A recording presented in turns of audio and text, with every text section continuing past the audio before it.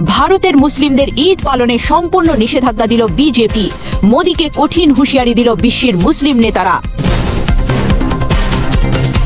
আর মাত্র কয়েক সপ্তাহ তারপরই ঈদ উল আজহা, পবিত্র কুরবানির ঈদ। বিশ্বের 200 কোটি মুসলমানের কাছে এই দিনটা শুধু একটা উৎসব নয়, এটা হযরত ইব্রাহিম আলাইহিস সালামের সেই মহান ত্যাগের স্মরণ। এটা আল্লাহর প্রতি আনুগত্যের প্রতীক। এটা প্রতিটি মুসলমানের ঈমানের প্রকাশ। কুরবানি দেওয়া ওয়াজিব, সামর্থ্যবান প্রতিটি মুসলমানের জন্য। কিন্তু ভারতের মুসলিমরা এবার কিভাবে ঈদ পালন করবেন? এই প্রশ্নটা এই মুহূর্তে ভারতের 20 কোটি মুসলিমের মনে ঘুরছে। কারণ ভারতের বিজেপি সরকার এক এক করে এমন নির্দেশনা জারি করছে যা কার্যত কুরবানিকে অসম্ভব করে তুলছে। পশ্চিমবঙ্গে গরু ও মহিষ কুরবানি নিষিদ্ধ করা হয়েছে কঠোর শর্ত আরোপ করে। দিল্লিতে গরু ও উট কুরবানি পুরোপুরি নিষিদ্ধ ঘোষণা করা হয়েছে। উত্তরপ্রদেশ সহ বিভিন্ন রাজ্যের রাস্তায় ঈদের নামাজ পড়ার ওপর নিষেধাজ্ঞা দেওয়া হয়েছে। আর এর বাইরেও প্রতিদিন ভারতের বিভিন্ন প্রান্তে মুসলিমদের ওপর অত্যাচার চলছে। বাড়ি ভাঙচুর, মসজিদে তালা, ব্যবসা দখল, হত্যা। প্রিয় দর্শক, ব্রেকিং নিউজ এইমাত্র গরম বাংলা সংবাদে স্বাগত। দর্শক, দিল্লির গরু ও কুরবানি সম্পূর্ণ নিষিদ্ধ করল বিজেপি সরকার। বিশ্ব মুসলিম নেতারা কঠিন বার্তা দিলেন ভারত সরকারকে। চরম বিপাকে পড়তে যাচ্ছে ভারত সরকার। দর্শক, ভিডিও থাম্বনেল এবং সংবাদ শিরোনাম দেখে বুঝতে পারছেন আজকের সংবাদ খুবই গুরুত্বপূর্ণ হতে যাচ্ছে, তাই চ্যানেলটা সাবস্ক্রাইব করে আমাদের সঙ্গে থাকুন। সংবাদের বাকি অংশ দেখতে আমরা সরাসরি চলে যাব স্কিপ না করে টিভির পর্দায়। পশ্চিমবঙ্গের নতুন বিজেপি মুখ্যমন্ত্রী শুভেন্দু অধিকারীর সরকার একটি বিজ্ঞপ্তি জারি করেছে।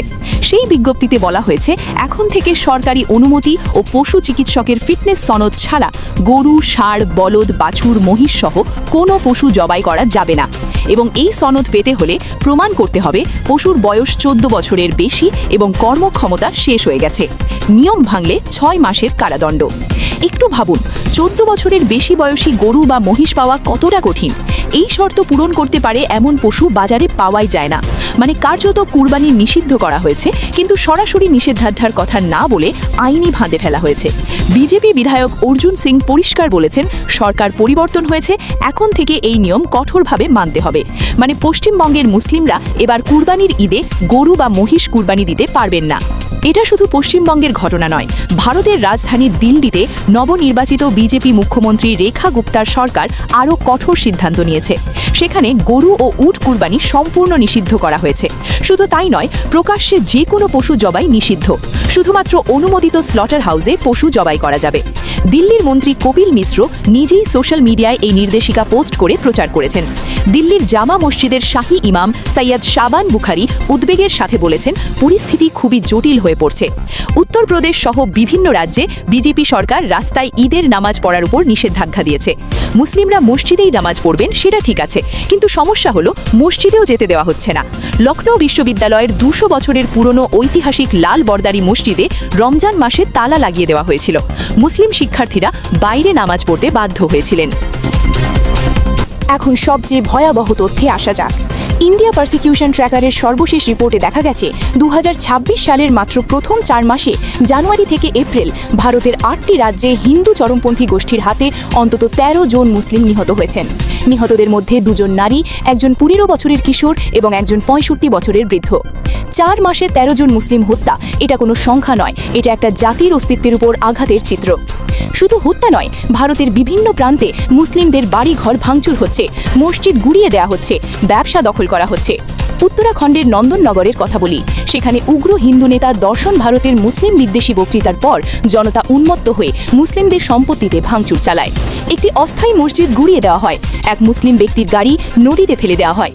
মুসলিম বাসিন্দা হাসান বলেছেন, এরপর কোনো হিন্দু শ্রমিক তার দোকান মেরামতে সাহায্য করতে রাজি হননি, কারণ হিন্দুত্ববাদী গোষ্ঠীগুলো তাদের নির্দেশ দিয়েছে মুসলিমদের সহায়তা না করতে। উত্তরপ্রদেশে একটা ঘটনা শুনলে গায়ের লোম দাঁড়িয়ে যাবে। মোহাম্মদগঞ্জ গ্রামে একটা খালি বাড়িতে শুক্রবারের নামাজ পড়ার অপরাধে 12 জন মুসলিমকে গ্রেফতার করা হয়েছে। অন্য একটি ঘটনায় গঙ্গা নদীতে নৌকায় বসে ইফতার করার সময় 14 জন মুসলিম যুবককে গ্রেফতার করা হয়েছে, কারণ একজন বিজেপি নেতার অভিযোগ তারা নদীতে বিরিয়ানির উচ্ছিষ্ট ফেলছিল। পশ্চিমবঙ্গে মুসলিমদের অবস্থা আরও উদ্বেগজনক। পশ্চিমবঙ্গে মুসলিম জনসংখ্যা প্রায় 30%, কিন্তু 2026 সালের বিধানসভা নির্বাচনে ভোটার তালিকা থেকে যাদের বাদ দেওয়া হয়েছে তাদের মধ্যে মুসলিমরা 34%।